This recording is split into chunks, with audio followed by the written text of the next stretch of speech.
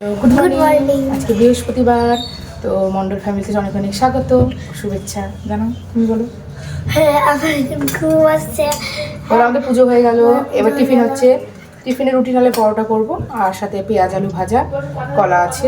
তো দেখি রুটি না পরোটা হবে সেটা বুঝতে পারছি না। আমি এখন মাঝটা মেখেই, কাকিমার শরীর খারাপ যে জন্য কাকিমা ডাক্তারের ওখানে যাবে, তো আজকে রান্নাটা আমি করে নেবো পুরোটাই। টিফিনে রুটি বানলাম, পরোটা করলাম না।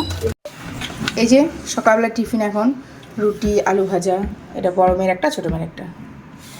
দুপুরবেলায় আমাদের হয়েছে যে নিম পাতা ভাজা, আর হয়েছে গতকালের এক পিস মাংস ছিল, পুচু খেয়ে নেবে।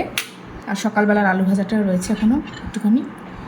আর এঁচোড় চিংড়ি মানে আমার বরের এত প্রিয়, আগে 2-3 দিন হয়ে গেছে এঁচোড় চিংড়ি, মানে এটা এখন চললো যতদিন এঁচোড় আজকে আছে। কাঁঠাল যতদিন না পাকবে এঁচোড় হতেই থাকবে আমাদের বাড়িতে। এঁচোড় চিংড়ি, আর আমরা ভালোবাসি বেশি পটল চিংড়িটা, এঁচোড়টা একটু বেশি হয় ওর জন্য। চলো দুপুরবেলা লাঞ্চটা আমরা এখন করে নিই। আজকে দুপুরবেলা লাঞ্চের পর আমি আর কোনো ভিডিও ক্লিপস নিইনি। তো এখন রাত্রিবেলায় ডিনারের বেলায় ওর বাপি অনেকগুলো চপ, ওর বাপির নেমন্তন্ন আছে, তা পুচকি বললো বাপি আমাদেরকে একটু চপটা এনে দাও। আমরা রাত্রিবেলায় চপ দিয়ে, একটু ভাতও আছে, জুই মুড়ি খাবে বললো, আর আমরা ভাত খেয়ে নেবো।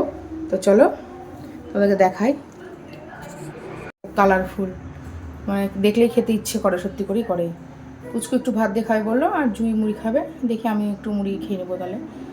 আর ওর বাপির নেমন্তন্ন চলে গেল খেতে, সেজন্য আমরা রাত্রেবেলায় 3 জনে মিলে এটা খেয়ে নিচ্ছি।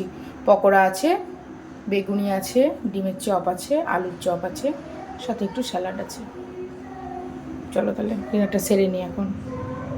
তো চলো, আমাদের বিছানা সব হয়ে গেছে, খাওয়া দাওয়া কমপ্লিট হয়ে গেছে।